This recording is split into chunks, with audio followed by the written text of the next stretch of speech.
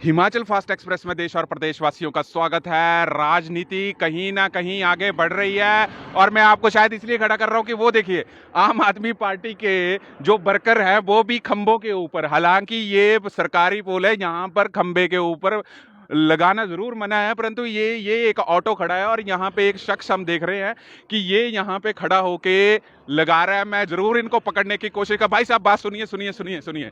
ये आप लगा रहे हैं यहाँ पर हिमाचल में इस बार बड़े बदलाव के लिए एक मौका केजरीवाल को आप, जी, ठीक जी। है, ये एक चीज बताइए, ये जी।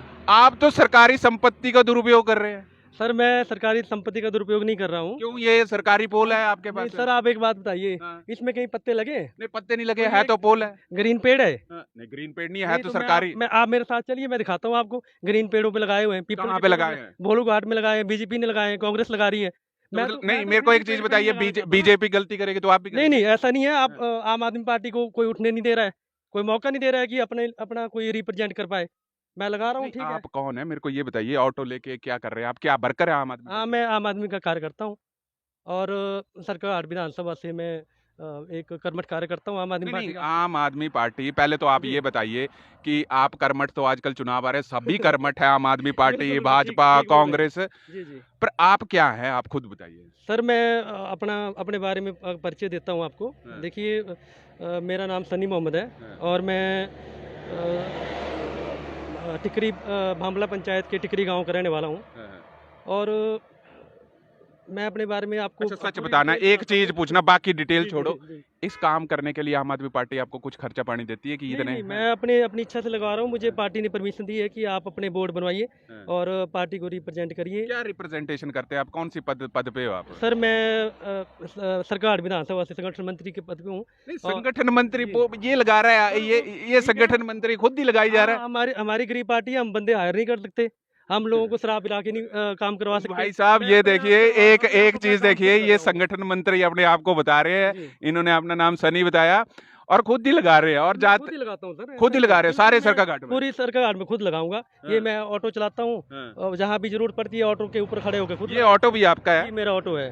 जी। पढ़ाई क्या की है आपने? सर, मैंने एमबीए करा हुआ है हाँ। और सिविल इंजीनियरिंग का डिप्लोमा किया हुआ है। भाई तो साहब, एमबीए करी है, सिविल इंजीनियरिंग का डिप्लोमा किया है और चलाते आप ऑटो बिल्कुल हैं। जी, तो मैं तो सर फिर भी थोड़ा इस कदर काम कर लेता हूँ कि चलो अपने परिवार को पाल रहा हूँ। जो मेरे भाई बंधु बद्दी में एक कमरे में यूपी नहीं, बिहार की बात ही नहीं, छोड़िए, नहीं, छोड़िए बाकी बात बातें। तो मैं जो मैं चीज बात तो पूछ रहा बताऊंगा आपको हूँ, ना मैं सर। चीज पूछ रहा जी, हूँ, जी। आपने बताया अपनी जी, क्वालिफिकेशन जी, जी। इंजीनियरिंग जी, जी। और एमबीए, जी, जी। तो यार कभी आपने सरकारी नौकरी या प्राइवेट मैंने नौकरी नहीं सर करी? 2016 में सेंट्रल वक्फ काउंसिल का एक बोर्ड होता है जो हिमाचल में है, हाँ, तो उसमें मैं एज क्लर्क की पोस्ट पे रहा। हाँ, 2.5 साल में नौकरी करी, लेकिन वहाँ की जो भ्रष्टाचार नीतियाँ थी, हाँ। जो वहाँ के अधिकारी थे, जो वहाँ के चेयरमैन थे, तो उन्होंने जब मुझे थोड़ा परेशान करने की कोशिश की, क्योंकि जब कोई आदमी वहाँ पे जाता है सरकारी विभाग में, तो अपने उसको लपेटने की कोशिश करता है, उनके चिन्हों पे चलने की कोशिश करवाते हैं।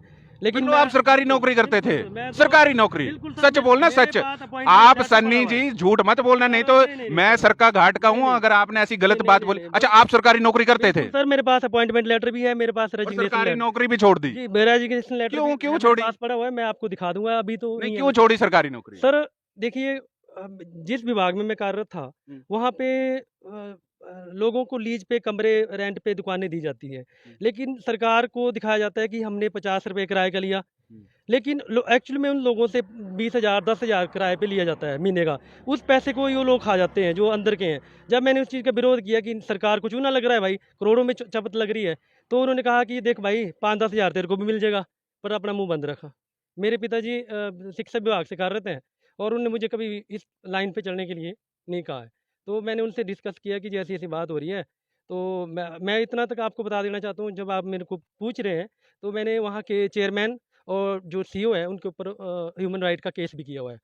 मानहानि हो जी, जाएगी अगर बिल्कुल। झूठ नहीं, नहीं बोलोगे। सर, मेरे पास लेटर पड़े हुए हैं।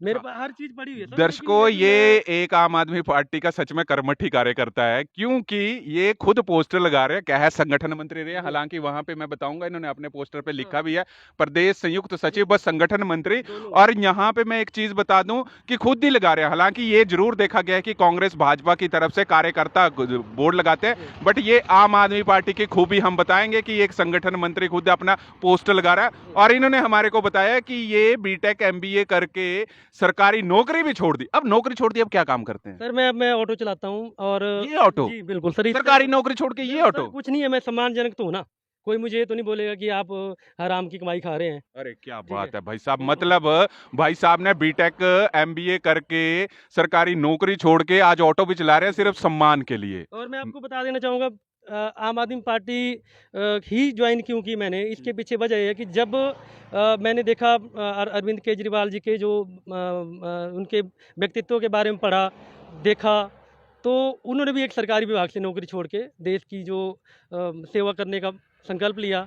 मैं भी उन्हीं के पद चिन्हों पे चल के देश की सेवा करना चाहता हूँ, इसलिए मैं ऑटो चलाता हूँ। जहाँ मुझे कोई लोग मिलते हैं जिनको हेल्प की ज़रूरत है, मैं उनकी हेल्प करता हूँ, किसी का सामान छोड़ देता हूँ। अगर किसी के पास पैसे नहीं भी हैं, तो मैं बिना पैसों के भी काम कर देता हूँ, कोई दिक्कत नहीं है। सनी, जी। आपका तो हम जब पहले मिले तो मेरे को तो ये लगा, परंतु जिस हिसाब ने आपने कार्यकुशलता बताई और आपने कहा कि नौकरी छोड़ी, जी। अब ये बताइए कि आप फोन बंद करिए पहले, ये ठीक है आपका सर। फोन ज्यादा बज रहा है, इसको बंद करिए आप। तो देखिए दोस्तों, यहाँ पे कभी-कभी ना देखने वाली बात होती है कि कुछ लोग शायद अपनी खुददारी के लिए ऐसे-ऐसे काम करना छोड़ते हैं। सरकारी नौकरी थी, छोड़ दी, आज ऑटो चला रहे हैं, परंतु शायद भ्रष्टाचार के खिलाफ जैसे ये आरोप लगा रहे हैं, ये इनको कहीं न कहीं मंजूर नहीं था। सनी जी, आप एक और चीज़ मेरे को बताइए जी। कि आपको क्या लगता है कि सरकाघाट में कौन-सा वर्ग जो है वो कमज़ोर है? सर देखो, मैं अपनी बात करूँगा, मैं एक युवा हूँ और मुझे भी लग रहा है कि मेरी तरह बहुत सारे ऐसे लोग हैं, जो या तो मजबूरी में किसी की नौकरी कर रहे हैं या फिर किसी के दबाव में आके काम कर रहे हैं। देखिए, अब मैं आपको बद्दी की बात करता हूँ। मैं कुछ टाइम पहले लगभग 10-15 दिन के लिए बद्दी के लिए गया था, कुछ काम था। तो जहाँ पे मैं रुका सर, तो मैं उन लोगों को धन्य मानता हूँ जो वहाँ पे रुक रहे हैं, जो वहाँ पे ज़िंदगी निसार कर रहे हैं अपनी। वहाँ पे इतना पॉल्यूटेड जो मौसम वातावरण है, मैं नहीं मानता कि हर आदमी वहाँ पे भी किसी न किसी बीमारी से ग्रस्त है।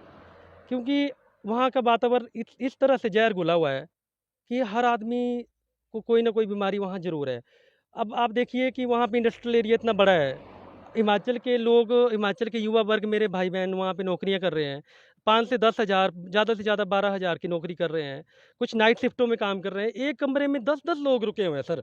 मैं आपको आपको वक़्त लगे, आप जाइए नालागढ़ बद्दी देखिए। कभी मेरे साथ चलिए, मैं फ्री हूँ आपके लिए।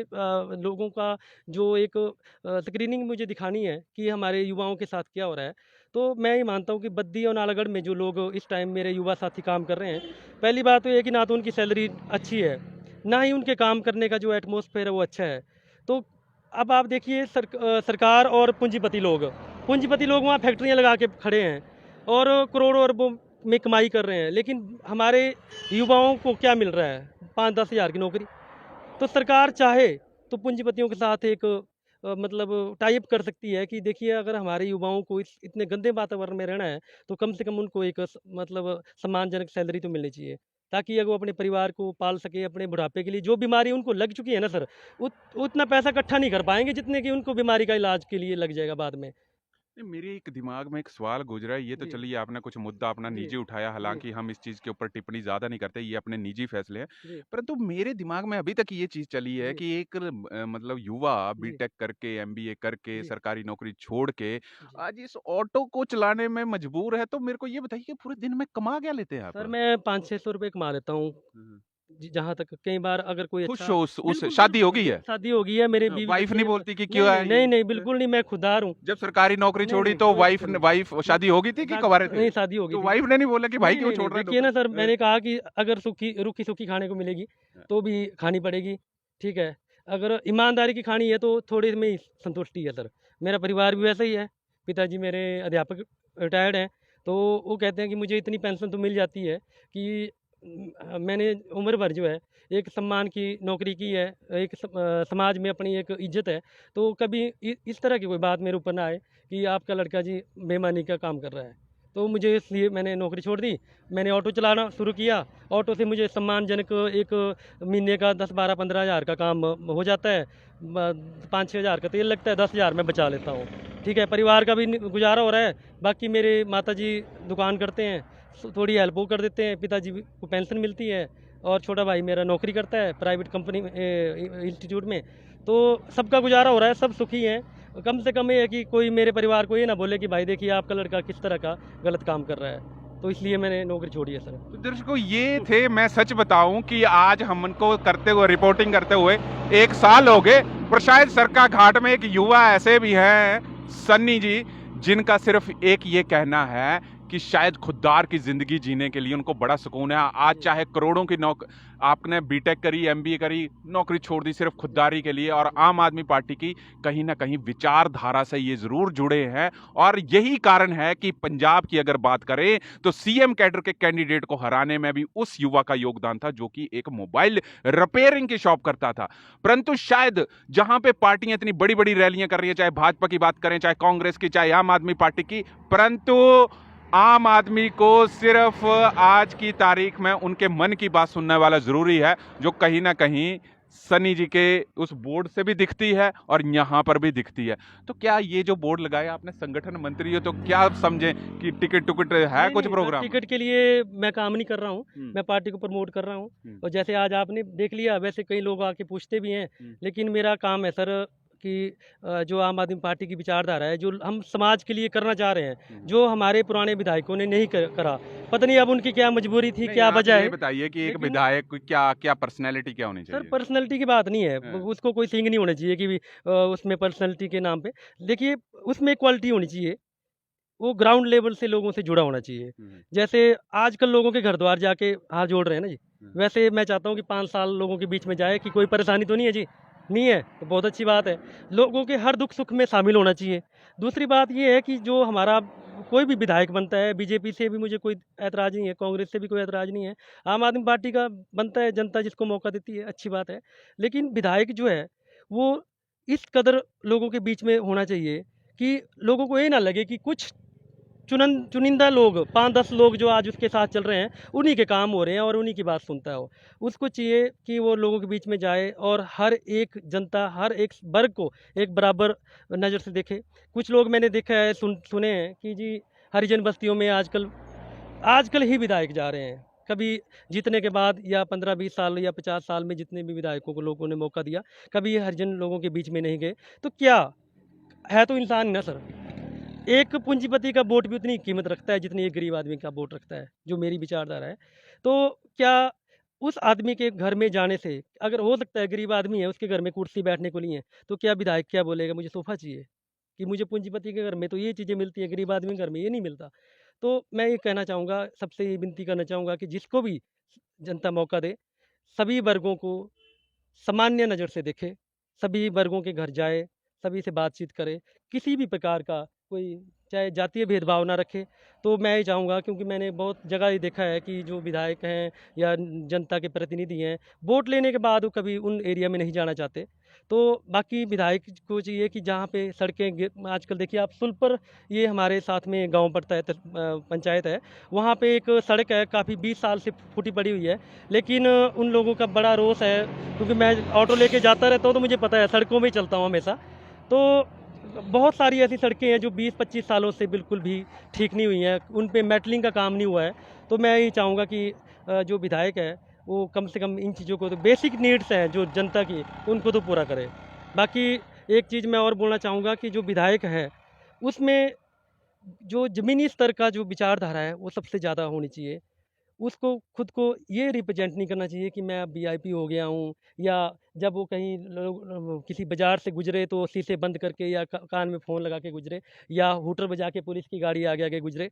तो लोगों में इस चीज़ से एक भाईचारा नहीं निकलता, इससे एक खौफ निकलता है। तो मैं चाहूँगा कि भाईचारा फैलाएं और खौफ ना फैलाएं। भाई साहब, ये बात तो हमारे को बड़ी अंदर तक छू गई कि सिर्फ भाईचारा फैलाएं और खौफ ना फैलाएं। अब ये बात होगी कि ऐसे ऐसे युवाओं को आम आदमी पार्टी कैसे तवज्जो सरका घाट विधानसभा से देती है, परंतु शायद आम आदमी पार्टी को सोचने वाली बात है कि इस बार सर का घाट से अगर किसी को उतार रहे हैं तो कौन से ऐसे नेता को उतारा जाए जो कि सर का घाट से भाजपा और कांग्रेस को जरूर टक्कर दे दे। हालांकि आम आदमी पार्टी ने इस वक्त पैर जरूर रखे हैं और अब ये बात होगी कि इस हिमाचल को, जो कि बीजेपी और कांग्रेस का गढ़ माना जाता है, आम आदमी पार्टी के अरविंद केजरीवाल, मनीष सिसोदिया, भगवंत मान जी इसको कैसे भेद पाते हैं। तब तक आप जुड़े रहिए हरीश वर्मा के साथ हिमाचल फास्ट एक्सप्रेस के लिए।